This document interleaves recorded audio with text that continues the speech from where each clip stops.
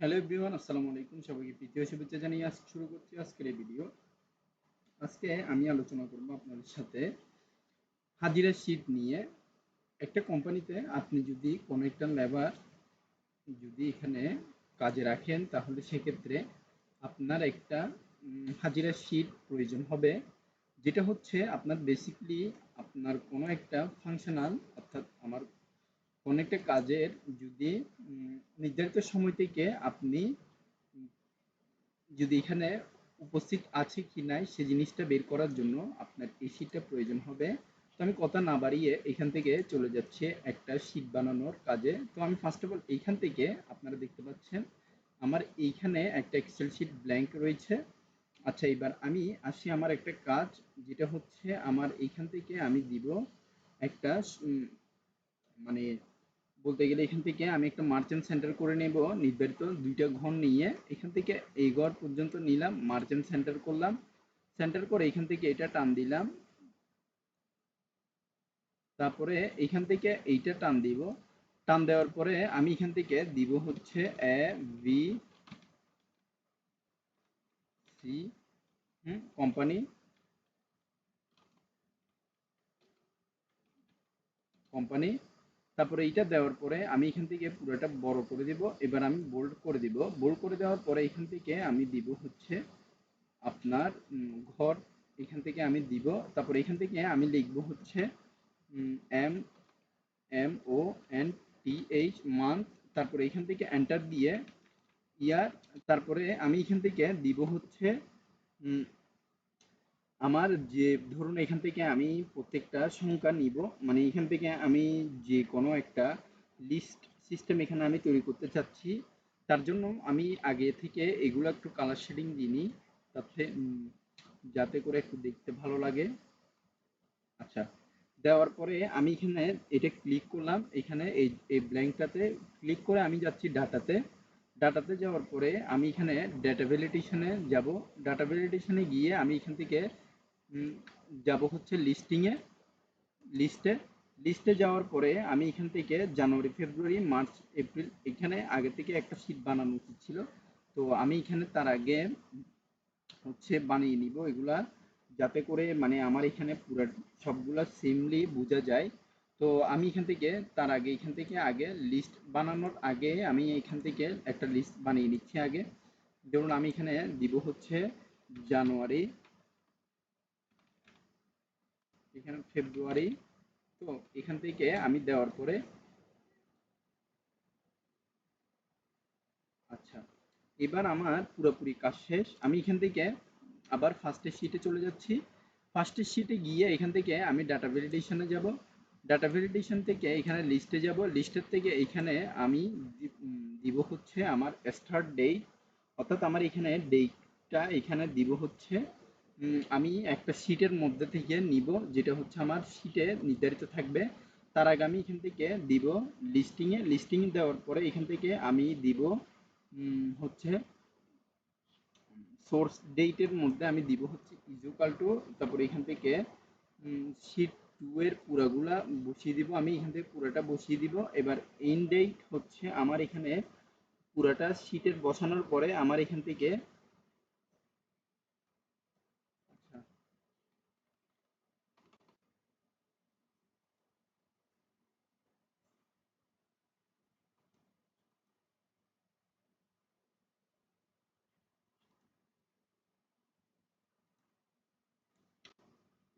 এখান থেকে আপনি দেখতে পাচ্ছেন আমি শিটের মধ্যে যাওয়ার আগে এখানে লিস্ট করে রেখেছি, যেটা হচ্ছে আমার এখানে পুরাটা থাকবে। আমি এটা নিয়ে নিয়েছি, নেওয়ার পরে এখান থেকে আমি জাস্ট ওকে দিয়ে দিব। ওকে দিয়ে দেওয়ার পরে আমার এখানে আমি জানুয়ারি রেখেছি। তারপরে এখান থেকে ধরুন আমি সেমভাবে এখানেও উম, একইভাবে অ্যাটেন্ডেন্সগুলা লিখে রেখেছি। লিখে রাখার পরে এখান থেকে যদিও আমি ফার্স্ট অফ অল এই জায়গাতেও দিই, তাহলে সেমভাবে এখানে থাকবে। তো আমি চাচ্ছি এখানে লম্বালম্বিভাবে করতে। করার পরে এইখান থেকে আমি এইগুলা কেটে নিচ্ছি, যাতে করে আমার ডেট আপগুলা বোঝা যায়। এখান থেকে আমি ডেটগুলা এখান থেকে দিয়ে পোস্টিং করে কেটে দিচ্ছি। তো আমার এখানে যে ফর্মটা এখানে রয়েছে অটোমেটেড ভাবে, তো আমি চাচ্ছি এখানে ডেট একটা মার্জিনের মধ্যে নিয়ে আসতে, আবার তার তার জন্য আমি এখানে পুরা স্যাটারডে সানডে মানডে এইভাবে লিখবো।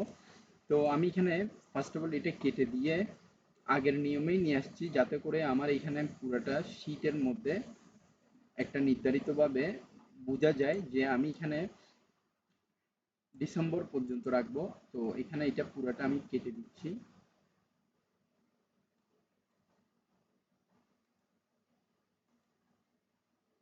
দিচ্ছি, দেওয়ার পরে আমি এখান থেকে ওকে দিচ্ছি। তো আমি এখানে দিব হচ্ছে স্যাটারডে, স্যাটারডে, সানডে,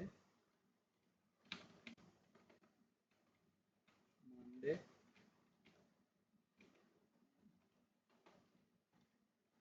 থার্সডে, হ্যাঁ, তারপরে এখানে হচ্ছে ওয়েডনেসডে,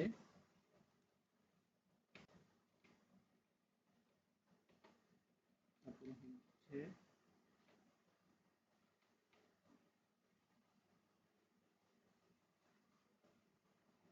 থার্সডে, দেন এখানে আমি দিব হচ্ছে ফ্রাইডে।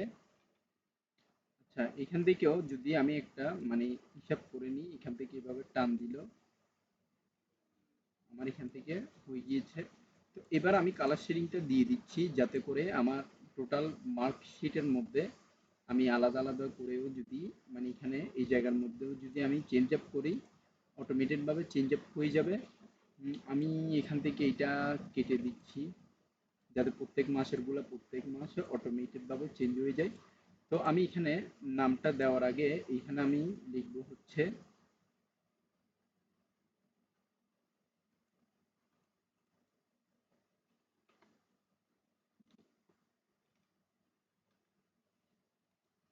তো ধরুন এখানে আমি লিখবো কতগুলো ক্লায়েন্টের নাম, তার আগে আমি এখান থেকে আলাদা আলাদা করে লিস্টের জন্য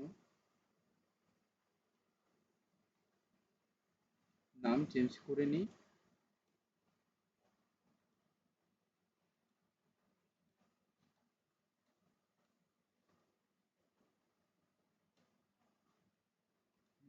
এবার আমি এখান থেকে ধরুন একজনের নাম লিখবো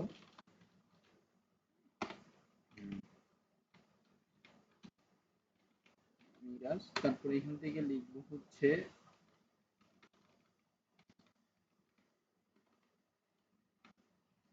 মোহাম্মদ কাদের, তারপরে হচ্ছে হচ্ছে হাসান,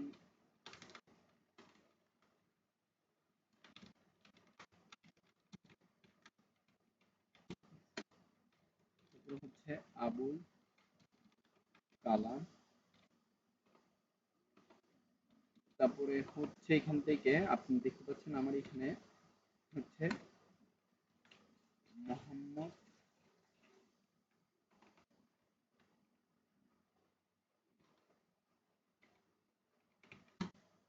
রাশেদ। আচ্ছা, এই এইগুলা নামগুলো আমি এখান থেকে কপি করে কন্ট্রোল সি দিয়ে কপি, তারপরে দেন এখান থেকে আমি আবার পেস্টিং করে দিচ্ছি। একইভাবে এইখান থেকে আমি নিয়ে জাস্ট কন্ট্রোল সি দিয়ে কপি, যাতে আলাদা আলাদা এমপ্লয়ি গুলো বুঝতে পারে। তো এবার আমার কাজ হচ্ছে যে আমি একটা শেপিং নিব, যেটার মাধ্যমে আমার টুলগুলা এখানে প্রত্যেকটা মার্কের মধ্যে আমার টুলটা অটোমেটেড ভাবে লিস্ট হয়ে যায়। তার আগে আমি এখান থেকে কপি নিয়ে এখানে যাব, কপিতে ইনসার্টে যাব, ইনসার্টে যাওয়ার পর আমি শেপে যাব, শেপে গিয়ে প্রত্যেকটা বক্সের জন্য আলাদা আলাদা এখান থেকে আমি বক্স মার্ক করে দেব, যাতে করে আমার এখান থেকে টেবল মার্কসের মধ্যে বক্সগুলা অটোমেটেডভাবে চেঞ্জ হয়ে যায়। তো আমি এখান থেকে জাস্ট কপি করব, যে কিভাবে কপি করব সেই জিনিসটা আমি আপনাদেরকে দেখাচ্ছি। তো আমি এখানে লিখব হচ্ছে ডেট ফিক্সিং এর কাজ। আমার এখানে ডেট ফিক্সিং এর কাজগুলা লিখব। যদি আপনার ডেট ফিক্সিং এইখান থেকে শুরু করতে চান, মানে এই জায়গা থেকে যদি ডেট ফিক্সিং 30 দিনের গুলো শুরু করতে চান, শুরু করতে পারবেন। তো আমি এখান থেকে ডেটটা লিখছি না, কারণ আপনারা হয়তো অনেকে লিখবেন কি লিখবেন না, কারণ এখানে যেহেতু মাসিক সিস্টেমটা এখানে চেঞ্জ করে দিবেন। তো এখান থেকে ডাইরেক্টলি এখানে প্রেজেন্ট আছে কি নাই সেটা আপনারা তৈরি করতে পারবেন। তো আমি বলতে বলতে চাচ্ছি এইটা যে আপনারা যদি করতে চান, মানে এখান থেকে যদি করতে চান, তার জন্য আমার ব্ল্যাঙ্কগুলা কিভাবে করবেন সেই জিনিসটা আমি আপনাদেরকে দেখাচ্ছি।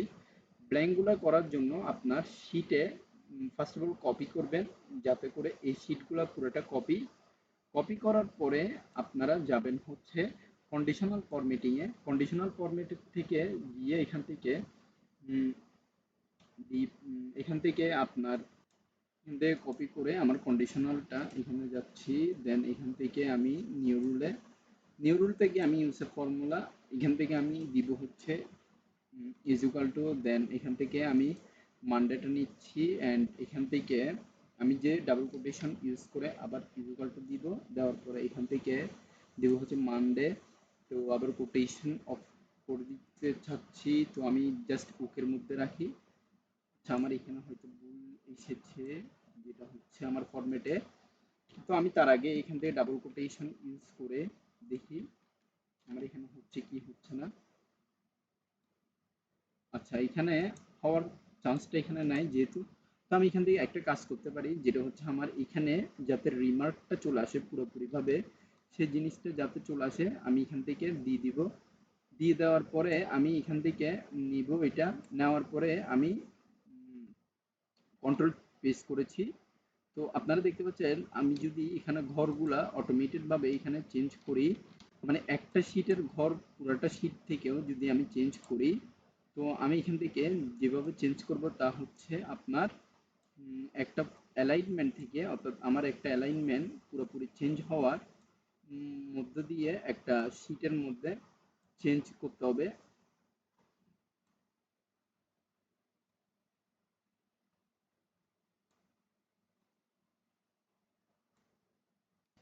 আচ্ছা, শিটের মধ্যে এখন যেহেতু চেঞ্জ হয়ে গিয়েছে, আমি জাস্ট এখানে একটা মার্কআপের জন্য বক্স করে দিচ্ছি। তো এখানে তার আগে আমি অল বর্ডার করে দিচ্ছি ফার্স্ট অফ অল। অল বর্ডারটা এখান থেকে দিয়ে, আচ্ছা, অল বর্ডার করে দেওয়ার পরে আমি একটা শেডিং দিব আলাদা আলাদা, যেটা হচ্ছে আমার এখান থেকে একটা শেডিংটা দিচ্ছি।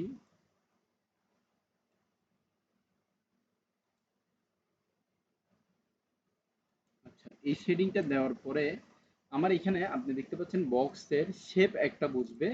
আলাদা আলাদা শেপ বসার জন্য আমার এখানে আমি দিব হচ্ছে একটা টেক্সট বক্স, যেটা হচ্ছে আমার পুঙ্খানুপুঙ্খভাবে আলাদা আলাদা শেডিংটা বসে যাবে।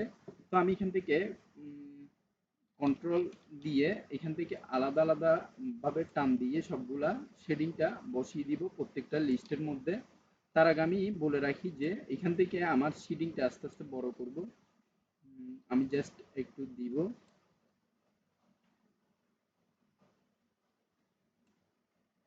আচ্ছা, এখান থেকে আমি যদি শেডিং না দিয়েও যদি আলাদা আলাদা কভার পেজের মধ্যেও যদি আমি এখানে শেড সিস্টেম করতে চাই, তার জন্য আমি এখানে যে জিনিসটা ব্যবহার করতে পারবো সেটা হচ্ছে আমার প্রেজেন্ট এবং অ্যাকশনের একটা শীট, যেটা হচ্ছে আমার টেক্সটের উপরে নির্ভর করবে। তাই আমি এখান থেকে পুরোটা শীটের একটা আলাদা ভাইলেশন ইউজ করব। উম, তাই আমি এখান থেকে লিখবো হচ্ছে টোটাল প্রেজেন্ট শিটের একটা লিস্টিং, যেটা হচ্ছে আমার এখানে আমি টোটাল লিস্টের একটা আলাদা আলাদা অংশ তৈরি করতে পারবো। তার জন্য আমি যদি এখানে লিখি যে সরাসরি পি, বা এখানে লিখি যদি এ, তো আমার এখান থেকে কাউন্ট ইফের জন্য আমি এখান থেকে দিব হচ্ছে প্রেজেন্টটা দিয়ে দিব।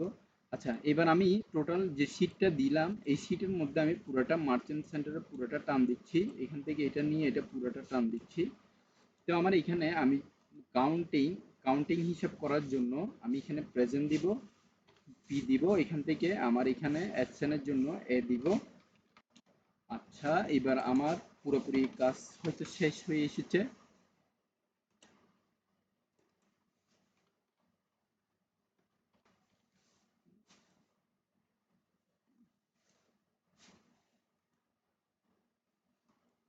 আচ্ছা, এবার আমি একটা জিনিস দেখাচ্ছি আপনাদেরকে, যেটা হচ্ছে ইজ ইকুয়াল টু, দেন হবে count if, then first bracket, এটা আমি এখান থেকে পুরোটা নিয়ে নিচ্ছি।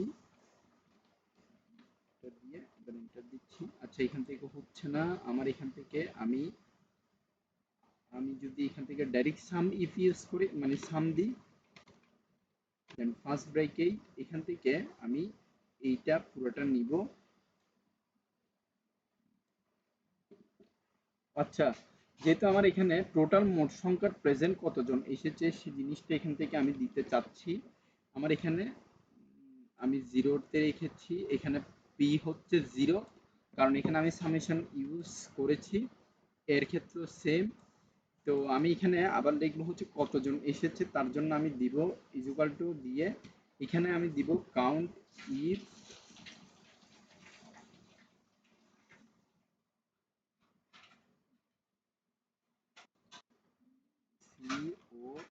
COUNT, count if, then first bracket use করার পরে এইখান থেকে আমার লিখতে হবে যে পুরো সংখ্যার, অর্থাৎ আমার এখান থেকে পুরো সংখ্যার যে শীটের মধ্যে দেখতে পাচ্ছেন, মানে আমার এখানে স্যাটারডে থেকে ফ্রাইডে পর্যন্ত যতটা সংখ্যা রয়েছে এই সংখ্যার একটা নির্ধারিত একটা কালার শীট রয়েছে, এটা হচ্ছে এইটা। তারপরে আমি কমা ইউজ করব। দেন আমার এখান থেকে আমি প্রেজেন্ট শীট কোনটা ইউজ করব, যেটা হচ্ছে আমার কাউন্ট ইফ এর পি, অর্থাৎ এই কাউন্ট ইফ এর পিটা হলো